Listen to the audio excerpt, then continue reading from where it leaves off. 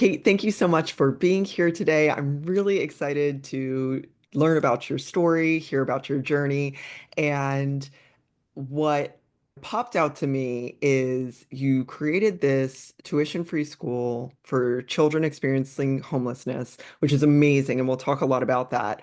But you didn't have a background doing that. Can you talk a little bit No. about how you got to that part in your journey? Yeah, and thanks for having me. This is Yeah. so fun. I am not an educator. I studied to be a journalist, and I was a writer for Turner Broadcasting for a number of years. And then I went into ministry. Um, and then I took 20 years off to raise my children. So if you kind of said, well, what would your next step be? Nobody would think, oh, she's going to start a school.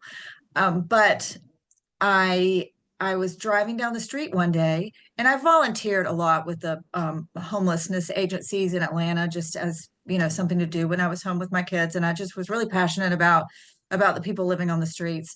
And I saw this woman sitting on the side of the road.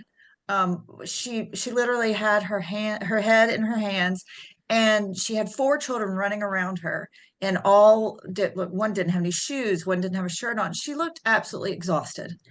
And I have four children, and my second son has some pretty significant learning disabilities.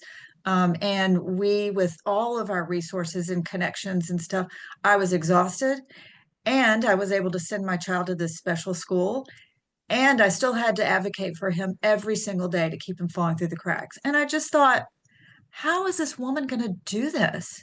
It's exhausting. And I wasn't going to do anything about it because what would I do about it? But I just couldn't, it just wouldn't let go of me. And so I just started taking baby steps very stubbornly. I started taking baby steps. And then after a lot of, I don't want to, it wasn't easy, and then there it was. Yeah. Um, Now, the work that you did in ministry, mhm. had that experience had anything to do with schooling or, a homeless insecurity outreach or anything like that? Or what was your role then? Well, my first job in ministry, and what I had done before I stayed home with my kids was I was director of youth ministries, at a really large Methodist church. I have this theory that if you draw out a timeline of your life and you just write down the large, things that you're not large things, but just the things that pop into your mind, you really can find a very consistent thread that's running through. And for me, it was always finding ways to use my privilege, to use my voice, to be with people who didn't have a voice. And you can kind of see it in everything I did. So this was kind of my ministry wasn't directly with homelessness, but that's where I kind of gravitated towards, and then went from there. Yeah, absolutely. And then so you see this woman, you connect with her and her children. It's a wonderful thing that we're so connected and that you were able to connect with this woman and her children, and it stuck with you. So how did you go about it? Like, how was your first instinct, I need to create a school, or what was your first sort of feeling that maybe this was the path to go on versus I'm going to continue volunteering or something that's maybe under another umbrella? Well, my first thought was, and I did not let go of this, was that somebody needed to start a school. Somebody needed to start a school that was as excellent as the education that my children were getting in their schools. Mhm. And but somebody, not me. Right. And the school is actually named for what it's called the name for a woman who was a mentor of mine. Hmm. And I told her that I said, I saw this woman and somebody needs to start a school for children like hers. And she said, yes, you do. And I said, no, no, I didn't say me. I said, someone. And she said, I said you. And she was a tremendous fundraiser and philanthropist in Atlanta. And she said, if you start that school, I will raise every penny you need. And she could have done it. But I wasn't going to start a school. I mean, I didn't know what I was doing. But every time she saw me, she was like, have you started? Have you started? Have you started? I can't raise any money till you have a business plan. And she finally just she just wore me down. Yeah. And I started kind of taking baby steps, and then she passed away really unexpectedly, Mm. just at the beginning. And so I ended up naming the school after her because Mm. um, I wanted people to understand that, that she really was my catalyst for getting it done. But my first steps were just talking to people. I through the homeless agencies I worked with, I talked with caseworkers who work with people living on the streets, and then I was able to have some focus groups with some parents and talk with some children, and because all the children are coming in to get benefits and help with their parents during the school day. Why are they not at school? And I learned a lot from that. And then I went and just talked with public school educators. What's the problem here? What's the issue? What's your challenge? And again and again, it was the same thing. If you don't have housing, if you don't know where you're going to sleep, if you don't know what you're going to eat, if you don't even know what school you're zoned for because you don't have a permanent, like, how are you supposed to even enroll? And Right. then how do you get there? And then how do you do your homework? And like, and even the administrators in the school were saying, we don't know how to help them. I mean, they come and they're exhausted and they're hungry, and we have this whole class of students to teach. Right. um, so baby steps. Yeah. The only people, interestingly, that were not interested and did not think it was a good idea were the funders.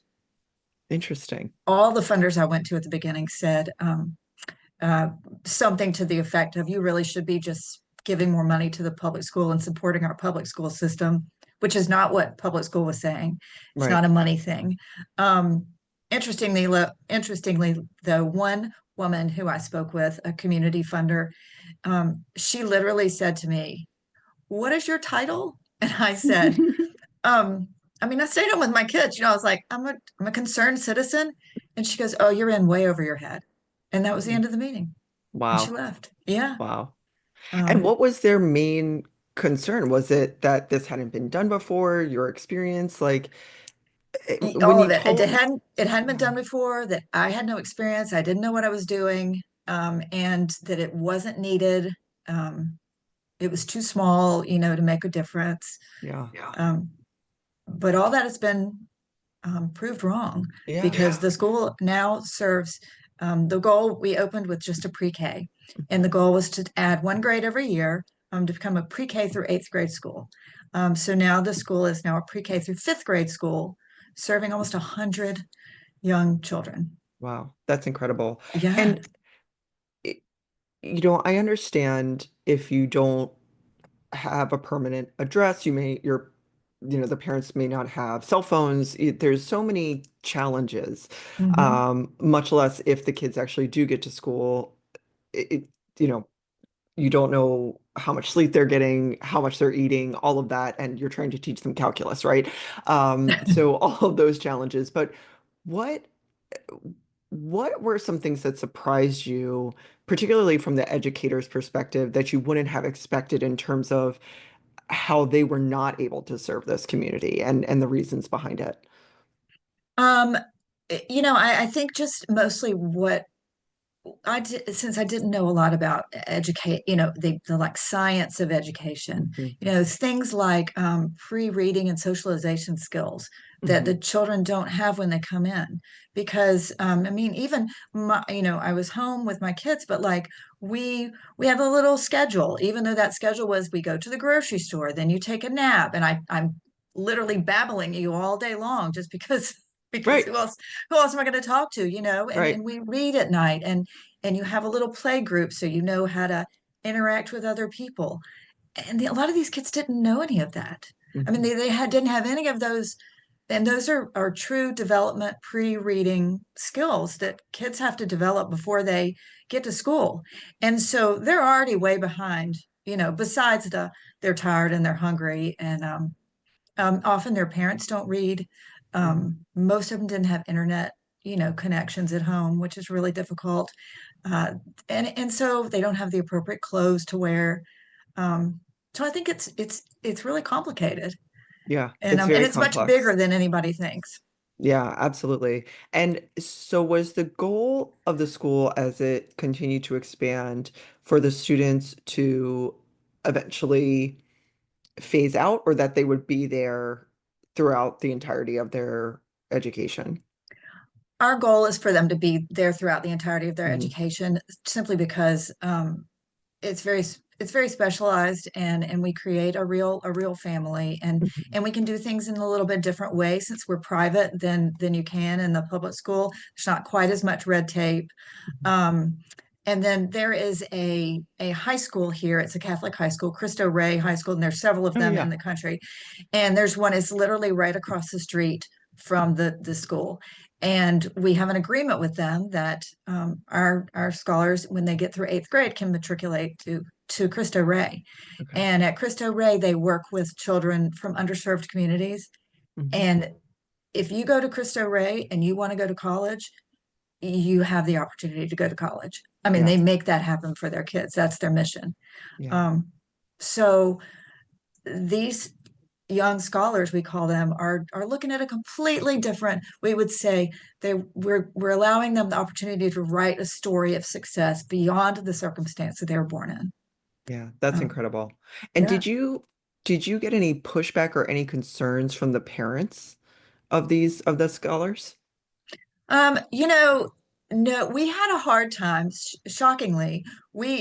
For me, it was shocking. Hmm. Hmm. We had a hard time finding people to come to the school at the beginning.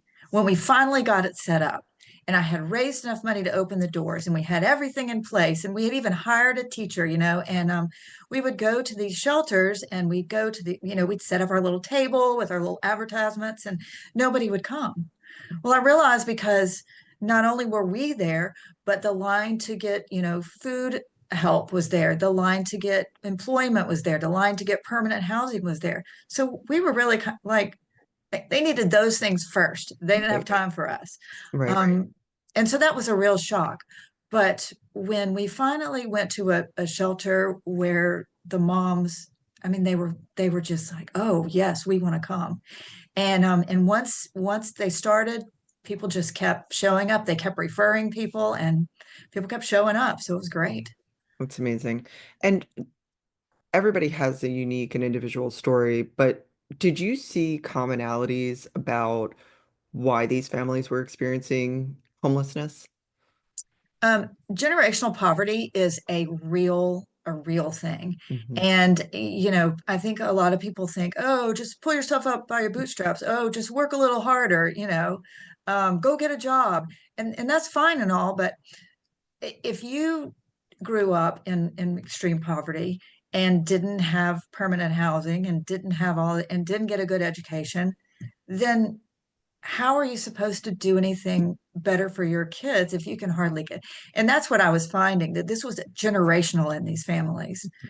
We have, and this is such a sad thing, at the Ansley School, there's so many cousins, which means brother and sister, or sister and sister, or whatever, are without housing, Hmm. which likely means their parents were without housing. Right. Um, and so if somebody doesn't step in and say, I want to help you, I want to be your voice, I want to give you another path, then there's just, you know, if you can't read by third grade, there's not a lot you can do in your life. Yeah, I read somewhere recently that private prison companies Yes, that's look true. at, yeah, literacy rates of third graders to predict how many beds they need later on. And I mean, that's devastating. Um, and I think if you've been in a place where you've never experienced homelessness, and I never have, I've never had a day in my life where I didn't know where I was going to sleep, Yeah, ever. me either. And if you've never had to deal with it, it, it's really it's so complex, and I can only imagine how the cycle just keeps perpetuating itself. Even if you're trying your best, like you said, Yeah, standing in line for food, standing in line for employment, standing in line for, just surviving day to day takes a lot of time and a lot of energy, and it's expensive to be poor. I mean, it yeah, really is. it is. Even when you have nothing. So that's, it's interesting that that sort of generational, it makes sense, right? That generational piece is there. In founding the school and when you were with the school, how did it change your perception of education or your You views know, prior to that? It it was amazing to me, the progress that kids can make when they are in a place where the teachers are able to teach them in the way they need to be taught. You know, we used to say, if you don't learn the way we teach, then we need to teach the way you You learn, learn. Yeah. right? Is Yeah. that how it goes? I'm getting it all confused now. But yeah, it Yeah. basically, you know, like we need to teach to you, you know, we Hmm. don't need to teach if it's not helping. And so our teachers are very well trained in trauma, and they're very well educated in what it's like to be home. You know, one of our teachers had, a couple of them had experienced homelessness, so Hmm. they knew what this was like. They knew what was happening. They knew what the kids were, you know, likely going through. Hmm. um, and then we just talked. I spent so much time talking to the parents, getting to know the parents. You know, that was one thing that was a kind of a beautiful additional effect of the school. I didn't think about the fact that parents parents, if they're homeless, feel very alone. Oh, They're yeah. embarrassed. You know, they're just embarrassed and they're ashamed and they don't want to tell anybody, especially moms, because they don't want anybody to take their kids away. They're doing the best they can. And so in a public school, they just kind of kept their head down and, you know, try to keep it all going along. Um, but in our school, every mom and dad, they knew each other. They didn't have to be ashamed, you know. They understood each other, and they created this little group that just has been such a strong bond and help for the parents too.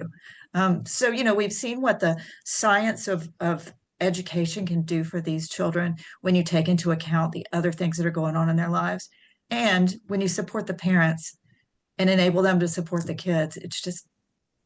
It just turns everything around. It's transformational.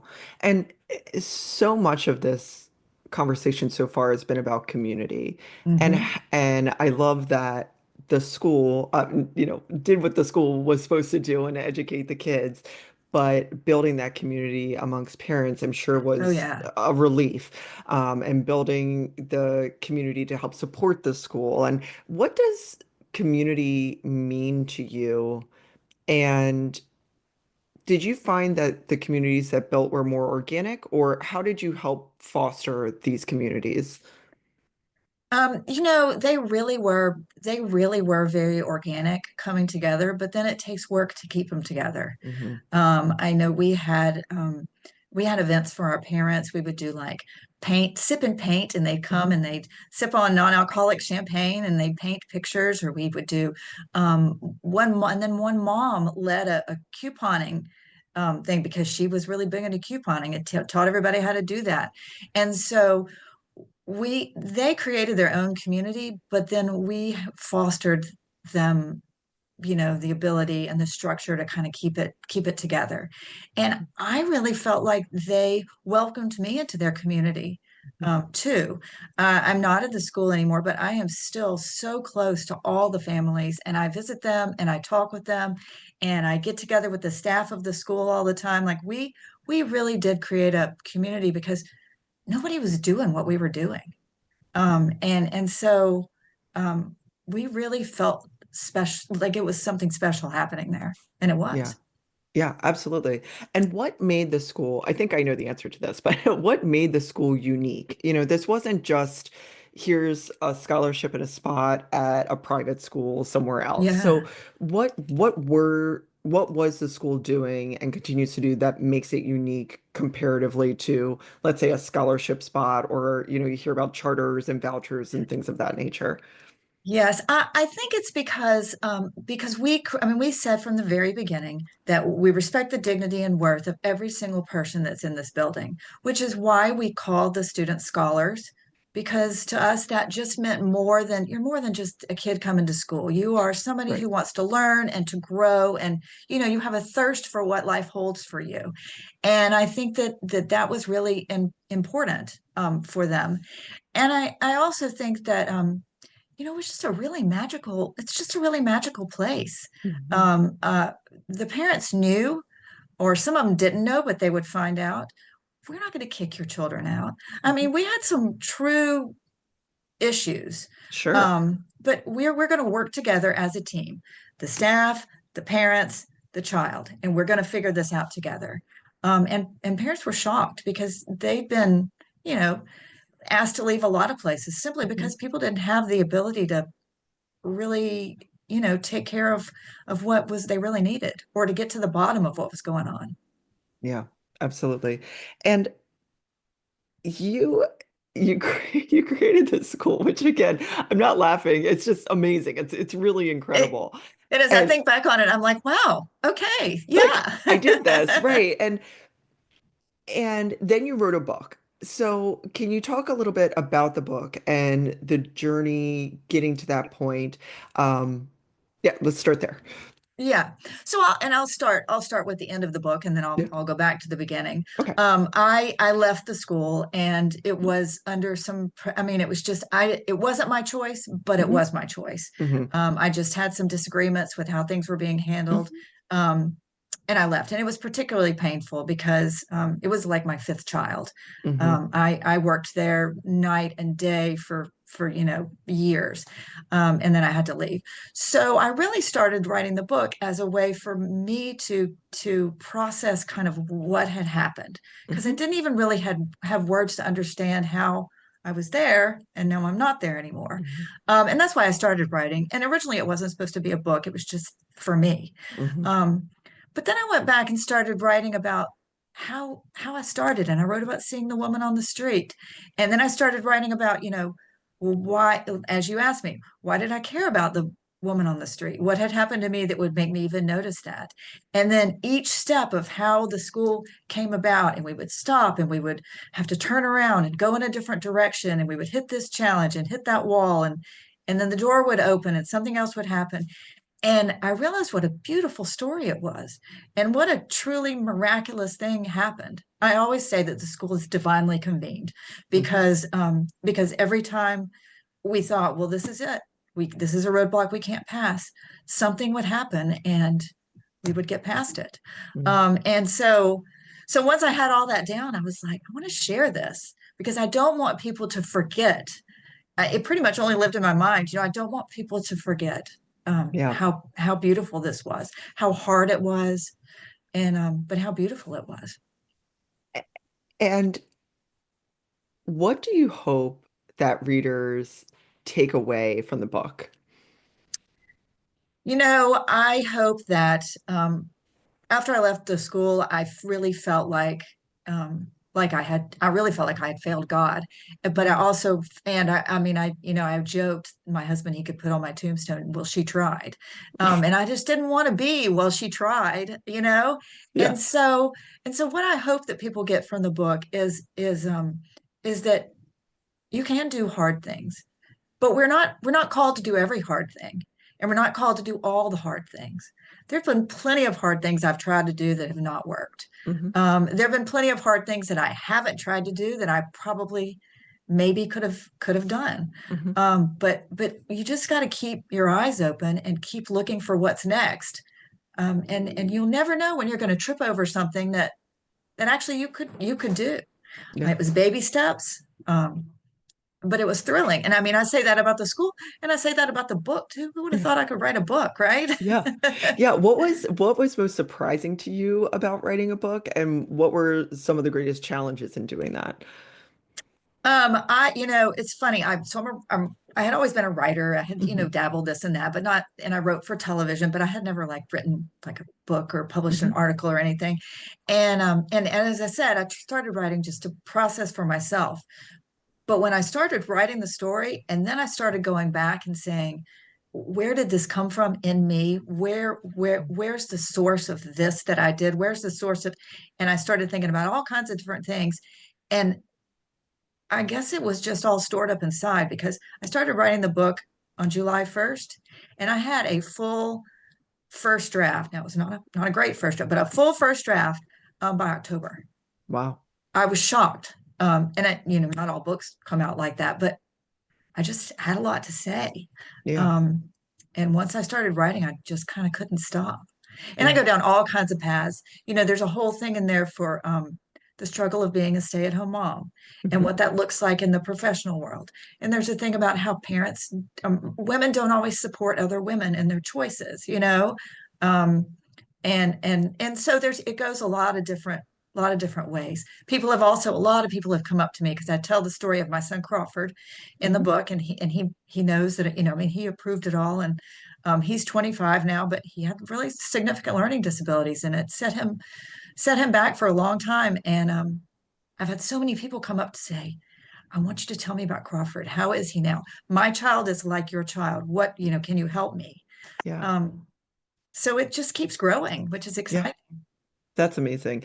And what do you think you had a, career prior to your career staying at home. Hmm. What it sounds like, you fostered your family and you loved your family and the school became your family. What parallels did you see? And I guess what I'm ultimately asking is I've talked with moms in particular who have stayed at home and now sort of feel like it's been 5 years, it's been 10 years, it's been 20 years, you know, what can I do? Or I need to Right. start entry level. And I'm like, oh my gosh, you have so many skills, right? Like there's so much Yes. you can do. Can you talk a little bit about that transition and maybe any, not imposter syndrome, but any feelings of doubts that you had about yourself that you had to overcome? Oh yeah, imposter syndrome is definitely the word. Hmm. I totally had that, and I even write about it a lot in the book. Because the woman that said when I told her I was a concerned citizen, and she said I was in over my head. I mean, it was like I write about that in a book. It was like she could have put her hand out and patted me on the head. Yeah. You know, sweet thing, you don't know what you're doing. You've been home with your kids. You don't know how the real world works. But and I am very aware that it was a privilege that I was able to stay home with my kids. Hmm. And and even people who can stay home with, it's not the right choice for them. So I Sure. could do it, and it was the right choice for our family. And I'm so glad that I did it. But so I left the school 2 years ago, Hmm. almost 2 years, I think. And my fourth child, my youngest child, my daughter, went to high school. I mean, sorry, went to college Uh-huh. this fall. So all of a sudden, I truly am like, I'm not at the school anymore, and all my kids are gone. Like those were my things. Like I, you Time know, to run for office. Yeah. what am I Yeah. gonna do? Um, and yeah, I'm still kind of struggling with that. Yeah. But I did decide to go back and get my doctorate. Yeah. So I'm working on that now, which is really exciting. It's in creative writing and public theology, Wow. which are two things that I'm super passionate about. I loved writing the book, so I'm just hoping to do some more writing. And I'm just trying to kind of settle into it. Yeah. I'm not doing, my husband would laugh and go, "You are not settling in." I'm not settling in very smoothly and nicely. I'm Yeah. kind of like a bull in a china shop looking for something to do, but Yeah. Yeah. That's settling. That's, there's yeah, different versions of it. it's kind of like a Um, cloud of smoke behind me as I run around trying to figure out what I'm going to do next. Now, what is public theology? So, public theology is the thought that God doesn't just live inside a church. You know, churches build these walls, they put up these big walls, and, you know, this is God is in here, or God is in Mhm. our mosque, or God is in our temple. And really, God's out in the world. And so, public theology just goes out into the world and says, you know, whatever you call it, and I call this God, Mhm. whatever you call it, it's still a true thing. Mhm. And kind of just looks at places in the world where it is. Um, Interesting. so it's been a really, I just started, Mhm. I've been in it for 6 months. That's great. But it's been quite an eye opener for me and really exciting. What has been I was just about to say eye-opening. What has been the most eye-opening or the most revelatory thing that you've learned or read or thought about so far? In the class, in my Mhm. course, Yeah. oh gosh, um, I've met some really amazing writers. I've learned to be more confident in my writing. Um, I'm taking the one of the classes I'm taking this semester is Hmm. on memoirs, and Mm. so we are reading a memoir every week, a different memoir every week, and they're just so beautiful. I love stories, Hmm. and when you read people's memoirs, people that are totally different from different parts of the world, different times, but there's always a truth in there.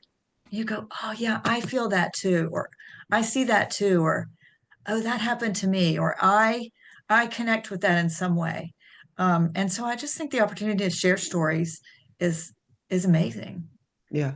And it's interesting as you're talking about that, and I'm thinking about our conversation thus far. So much of it has been storytelling. I mean, you Yeah. told the stories of people who didn't have a voice, and you told the story, and the teachers told the story of if this isn't how you learn, we're going to help you, and building those communities. Can you talk a little bit about storytelling as a whole and how and I don't know exactly how to ask this, but what I'm thinking about is like storytelling and community and how the two interplay. Oh yeah. I okay. So there's a word that I use in the book, Hmm. sonder. Hmm. And are you familiar with it? No. Every now and then somebody goes, yes, I know that word. But it was only coined like in the early 2000s Hmm. by a man named John Koenig. And he wrote this really incredible book called the Encyclopedia. Have you heard of it? The Encyclopedia of Obscure Sorrows. Yes. And in it, he just created all these words for um, emotions and states of being that just didn't have a word. So Sonder is the concept that everybody out there is living a life that's as vibrant and complicated as yours is, and that they're all bit players in your story, and you're a bit player in everybody else's story. Hmm. And I've really just hooked onto that. I love to find these really, you can just always find these connections with people, and how your stories run together and where you're like, we're so different, but this is the very same. Hmm. Um, and I think when we tell stories in community, people just come closer together Yeah. because you realize that you're not alone. Yeah. People are out there with the same feelings and thoughts on many things that you have. Um, Yeah. but Absolutely. that's not What do what they you put on social media, No, no, no, no, no, no, right? no. No. Um, You look on and social media and you definitely think you're alone. Wow, look at that person's life. How can my life ever be like that? But yeah, absolutely. And social media can be such a force for good, but it's oh yeah, also the media literacy, which I'm trying to educate myself on. And I was lucky enough, my degree is in English and a background in rhetoric, language, and writing. So there's a lot that goes in my head all the time of like, what are you trying to sell me, right? Like, what is the marketing behind this? What is the meaning behind right. this, to put it less eloquently than my professors taught me? But and so I kind of always have that natural curiosity, but it is interesting on social media how it can connect us and how we also have to take a minute and be like, wait a minute, what are we being shown here? Right. And why am I reacting the way that I'm reacting? I love the word Sonder. I don't want to get too off topic. The thing that you were saying about community, and I think a lot of people right now that I'm seeing on social media and in my real life, um, is a lot of people are feeling alone, and a lot of people are feeling scared and uncertain. And Mhm. we, at least from leadership that I tune into and I turn to, there's a lot of conversation about community. Like, turn to your community. Right now, you need to build community, be within community. And the response that I have heard from friends is, well, how do I do that? How do you form that community? And I think people are feeling a little lost with that. And what's so beautiful about your story is when you said, well, someone's got to do that. It was you, and it came back to you. Right. And, not everybody's meant to lead, but in different ways. So, Hmm. based on what you've learned, that imposter syndrome that you overcame. Um, and Some what days. you've, well, yeah, well, I Some days. said, and aside from that is, I saw something once that was like, imposter syndrome is so ridiculous. You're literally feeling insecure about the thing that you're doing at the moment. Like, you are literally, Right. Yes, yes, yeah, exactly. yeah. So, as people are looking to build community or find community and just maybe are feeling overwhelmed or scared or tired or just don't know where to start, given what you have done, and maybe more importantly, what you've seen from others, what would you say Mhm. to someone who just doesn't really even know where to start or doesn't feels like, oh, I could go to this you know, meet up at the library, but I don't, what am I going to bring to the table? Or, can you talk a little bit about that of how maybe we should be approaching the idea of community, which by the way, that's a very big umbrella term, right? Like Yes, it's yes, it so is. overwhelming. But it's important in big and small ways, and different people like different communities, and people have more than one community. And I'm definitely no expert on it, but I think that what I've learned, and I'm still working on all of this myself, Hmm. is that to be in community that is healthy for you and that helps you grow and supports you means that you really kind of have to know a little bit about yourself in the beginning. Hmm. And so to really do some self introspection about who am I? What am I looking for? What do I want? What really matters to me?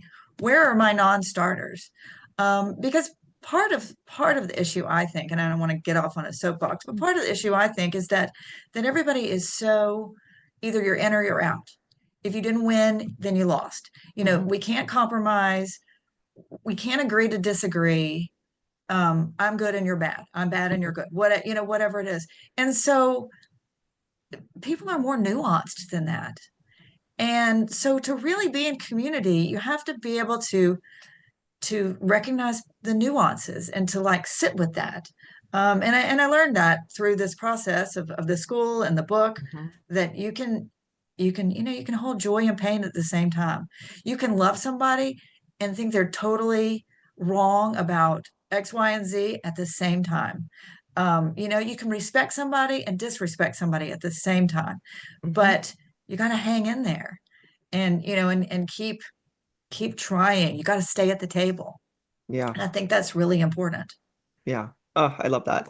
And I think and I don't know why, I'm certainly not an expert in it, but I think we are at a time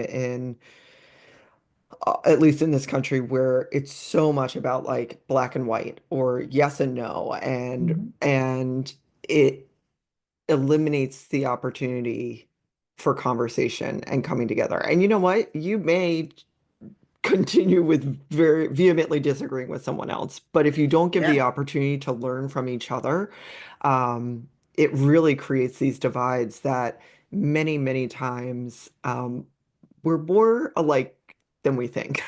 We're a Yes, lot more alike than we we think. are. Just Everybody like is. just like your memoirs, it is incredible. It is incredible to me. I also loved Baroque and Augustan literature, so Ah, um, it's incredible to me when I would read something and I was like, yeah, that just happened to me like last week, like right. to this Yes. person in like, Baroque England. And that's what I love about art and that connecting and that humanness. If we can connect into that and Yes. focus on that, I think that's a good place to start as well. And you don't have to talk about this if you don't want to, but something you said was like you felt like you had failed God.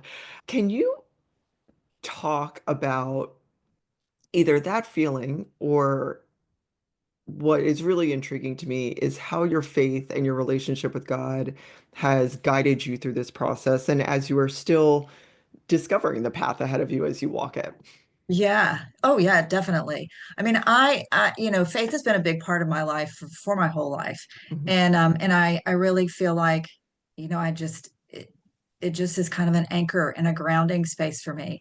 And I practice my faith in all different kinds of ways. Mhm. And I just love that's, one of my passions is to talk to people about what do you have faith in? How do you practice your faith? I just think it's just it's very cool. Mhm. So that's always been really important to me. And when I started the school, it was a big thing. I knew that I started it in our mission statement. It said faith inspired Mhm. because I did this because my faith had, made me a person who it just this is why I was doing it. Mhm. And um we thought about it kind of on the board of directors because they felt like if we were too religious, people, which is true, people wouldn't want to Mhm. give us money. Or if we weren't religious enough, people wouldn't want to give us money, which all of that was true. We had Mhm. both people, both types of people say, we don't want to give you money because you're not Christian, or we don't Mhm. want to give you money because you're not Jewish school, or we don't want to give you Mhm. money because you talk about religion at all, or you don't talk about it enough. Like Mhm. everybody, that was a big sticking point for people. And but so we struggled with that, but I will say I just always knew that it was inspired by my faith and that it was divinely convened in my mind because it just is a beautiful, beautiful thing. Mhm. Um, I have never felt so compelled to do something as I did to start that school. As I said, I didn't want to start it. I didn't know what I was doing, but I just could not do it. Mhm. And I mean, I stubbornly took baby step, baby step, baby step until it happened. Mhm. Um, and in my language, I called that a true call, a true calling, a true Mhm. holy calling, because I didn't know what else to call it because it was something I could not do. I just Mhm. could not do it. Um, and it was very clear. And I had always wanted to have a very clear call. Mhm. And there it was. And then when I had to leave, I felt like I had this clear call. Mhm. And then I left. And wow, how terrible is that? Mhm. Um, and I didn't know what to do with that. But I think, over time, I've learned that I didn't start the school so that I could be at a school all day long running a school. Again, not an educator, not a school administrator. Right. I started it because I wanted to offer a different way, a different path for these children that we were literally letting fall through the cracks of our system. So what's happened, and I'm hoping that it's going to happen more, is I've been talking to some people in different parts of the country that are interested in starting similar schools, and I've been working with them and telling them our story and talking about it. And so really kind of that was my call to say, look, we can do it a different way. Okay, now it's not me anymore. You all go do Right. that. Right. Um, but I think I got lost in I had to do all of it all the time, Yeah. and I didn't. So Yeah. that's been a real journey for me to figure that out. Yeah. Absolutely. Is there anything that we haven't talked about that you want to talk about or mention? No, I think that so often people are afraid that they can't. They're afraid of failing, Hmm. and people fail. I fail all the time. People fail all the time. But if we don't try, we never know. So, if you feel like you want to take a baby step and then take another baby step and then turn the corner and take another baby step, it's pretty much incredible the community that you can develop around you and the things that you can do. Hmm. But if we just all sit there and worry about, oh, what am I going to do? How am I going to do it? Which I do some days, Sure. um, then we don't do anything. Right. Right. Um, so I just think that, we can all be brave and we can all do hard things. Or at least we can all try to be brave and try to do hard things. And sometimes just the tiniest little thing, that thing about the little ripple makes the big difference. And I think that's true. Yeah, absolutely. And it seems like, especially on the journey with the school, that as you took steps on a path you didn't know where exactly it was leading, right? Like you had the idea, but people find you along the way, and Yeah. and that's, I think, oftentimes when we don't have a clear path or we don't know even where the path begins, like you said, just taking that first step, no matter how small, maybe it's just telling your friend about it. That's how these things just start to come together and the right people will find each other. I'm a huge believer in that. Like Oh, you're yes. attracted to each other. Um, and you're not for everybody. Like you said, I work in philanthropy as I shared, and it's not for everybody, right? Like the No. school wasn't for everybody, and that's okay, and that's all right. And getting over that too, I think is a big hurdle. Like you're not going to be for everybody, your thoughts aren't going to be for everybody, but that doesn't mean you're not on the right path. Yeah, yeah. Oh, I can't tell you. It's kind of funny the number of people that have come up to me and say, "Oh, I'm so excited about your book. I'm not a reader. I don't read books, but I would if I were a reader." And I'm like, "That's fine. You don't you don't have to." And I just think Exactly. that's funny. You're not a reader. I get that. I know someone said to me the other day, a friend, she was like, "So, do you make money on your podcast?" And I was like, "No, it costs me money. It's a hobby." Like but it's so funny how I was like, "No, I'm not sponsored. There's no ads. I just love doing this." I Um, tell you, I know, and I'll just throw this out there for yeah. any aspiring writers. I don't know how people make a living writing. And I truly think the statistics are like, there's only like 250 people in the world that can actually make a living writing, and the Yeah. rest of us are just because it's laughable. I mean, I've sold a decent amount of books, Yeah. but I get very little for Yeah. every book I sell. I mean, tiny. Yeah. And I'm like, oh, that's all. Yeah. So, No. okay. You know what's interesting though is so many of my guests that I've been able to speak with about this, what consistently comes up is most people did not start because of the money. They did not start writing, they did not start painting, they did not start music, they did not start their business because of the money. It was Mhm. exactly what you said of like this inner calling. And yes, there are bills, and yes, like money is relevant to Money our is important lives. again, so Yeah. I have to balance my privilege, Yeah. with how I don't want to ever flippantly say, whatever, because some people don't have time to have them because they gotta work all the time just to get food on the table. Oh, yeah, And absolutely. yeah, I don't want to Absolutely. dismiss that at all. I think the other thing, and this is off topic, I had thought about it earlier, is I think one of the things that was eye-opening to me when I lived in DC, there was one shelter. So DC is made up of different wards, so like Mhm. neighborhoods in the city. And there was one shelter for everyone experiencing homelessness. And the idea was to bring shelters to each ward in the city so that Right. it wasn't just, this one location. And lots of reasons around that. And I went to our local neighborhood council, the meetings on it, and I went in and I was frankly like kind of a little nervous. It was like, okay, well, what is this going to do to our community? Like what's the Yeah. plan here? I not only learned that we had plenty of people experiencing homelessness in our neighborhood, they were just in townhouses. So you only saw them as neighbors, which Right. was actually pretty Yeah. brilliant. And I was like, oh, that's nice. Um, and it was the first time that I had actually heard from the people who needed the services, which I'm a little embarrassed to say, I never even really thought about that. I only thought about like the policymakers and frankly myself of like, well, how is this going to impact our community? I wasn't against it, but I was nervous. And to understand from people who needed to use temporary housing, the challenges, I was blown away. I mean, the system is Hmm. not built, at least at that time in that city, it was not really built in the best interest of particularly families. And in this case, it was mostly mothers and children. Um, but one of the things, for instance, was if you are a mom with a son and a daughter, your son has to be on the men's side in order Yeah. to use that shelter that evening. And they were like, we're not doing that. Like, we're not, that's why I choose to live in an encampment, or that's why I choose to live in my car. And understanding the complexities from the individuals who are living it was just so eye-opening to me.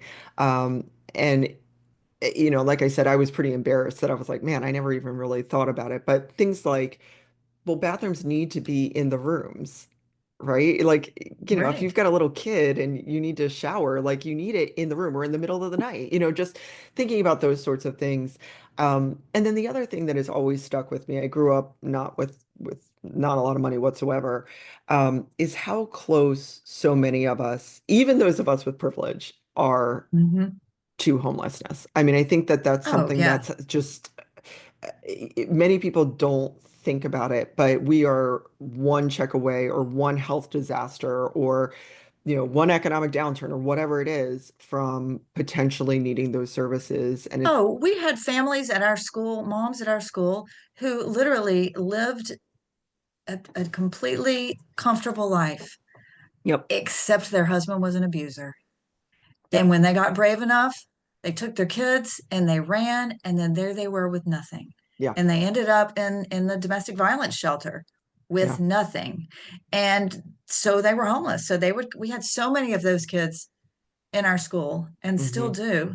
And you just look at them and you think, wow, I mean, that could be me. I mean, it's, not, Oh, of but it, course, of but it course. could, but wow, like that's really close. Yeah, But I think this is why stories are so important so and important. sharing stories is so important because if you don't know, Maya Angelou said, um, do the best you can with what you know until you know better, Yeah. and then do better. Do better. Yes. But if we don't know better, if we don't know, then you don't know what you don't know, right? Right. So the only way to find out is to really talk to people. And I'll Hmm. just share this one story. We had a family, and we had many families like this, but one family in particular, it was a married couple, and they had two little girls, and they both worked full-time jobs. Hmm. The dad worked overnight at fast food restaurant, and the mom worked during the day as a baggage handler at the airport. Hmm. And so they lived in a shelter, a family shelter, because they didn't have enough money for housing. Sure. So every morning, night, at about 3 in the morning, the mom would wake these two little girls up, put them on the MARTA, which is our public Hmm. transit system. They'd take the bus to the train station where they'd meet the dad. He'd meet them there after work. And then the mom would get on the train and go to work, and the dad would take the girls. They can't get back into their shelter. So he Right. just would wander the streets. And then he would bring them to school. Yeah. And then, and I don't know when he slept. I said, when do Yeah. you sleep? When do you ever sleep? And Yeah. they're, rolling along, and they're not the people don't think of that as homelessness, Correct. you Correct. know? And that's not the image that we have in our Right. head of, oh, someone's on drugs and they just don't want to change their lives or whatever. And by the Right. way, you can be on drugs and want to change your life and it's really difficult. Like it's, Yes. I never I know what comes first, never know. homelessness, mental health problems, or drug addiction, Yeah. because they all seem to be together, and any of those can come first, and it, Yeah. it so often leads to the others, Yeah. Absolutely. sadly. Yeah, absolutely. And I think if we can take the judgment out of it and even just preconceived notions out of it, like Yeah. you said, the storytelling and listening is so important.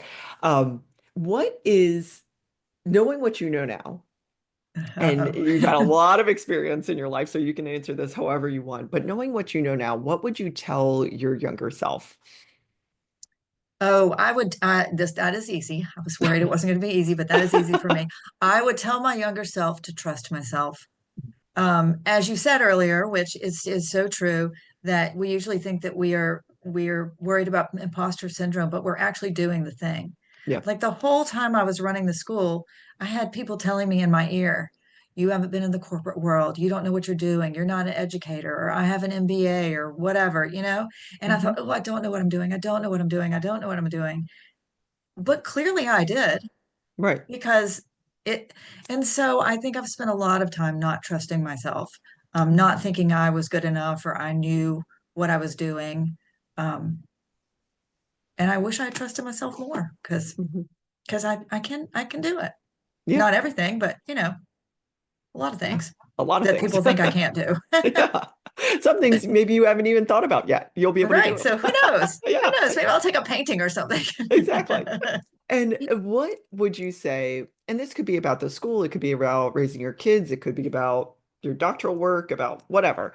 But what do you enjoy most about the work that you've done and that you're doing now? I sort of sound like a broken record, but I love this. I love the storytelling. I Hmm. love the opportunity to sit here with you, to sit with groups, to sit with book clubs, and talk not only about the school, but just talk about all the things that come up, all the, like, what do you think of yourself? How do Hmm. you figure out what your call is? How do you figure out what your thread is in your life? What do you want to do next? And I just, every time I walk away from one of those conversations feeling like this is a connection and this is important. Yeah, And so now I have even more opportunity to do that. And it's been hugely life-giving for me. it's amazing. Yeah. And how can people find you and learn more about you and read your book? Oh yeah. Okay. So here's my book, Amazing. Once Once Upon Upon a a School. School, for anybody who's looking at the video and can see this. It's called Once Upon a School, and it's available on all the online places. Mhm. Um, and it's I hear it's an easy read, and I'm very proud of it, so which is a lot for me to say. I do have a website, KateKennedyWrites.com, and on the website is my email address, and you can click and see some of my other writing. Here's some of my talks, my podcasts that I've done. And and there's also an opportunity over there if you have a group that you want me to come and do some sharing with, that I love to do that. So, Amazing. and my links to Instagram and all the things are on there as well. So, yeah, Fantastic. And if great. someone wanted to consult or yeah, consult with you about Yeah. starting one of these schools, is that where they Yes. find you as well? Okay, cool. Yes. You would find me there, and there's a yeah, my email is on there, so they can reach out, and I would love to help. That's great. This has been such a wonderful conversation. Oh, so great. Thank You are you. absolutely, I can just feel it. I can feel the energy through the screen. You are doing Oh, what you were thank you. supposed to be doing, and I can't wait to read the book. Thank you. Thank you. I really appreciate it. It's been a pleasure.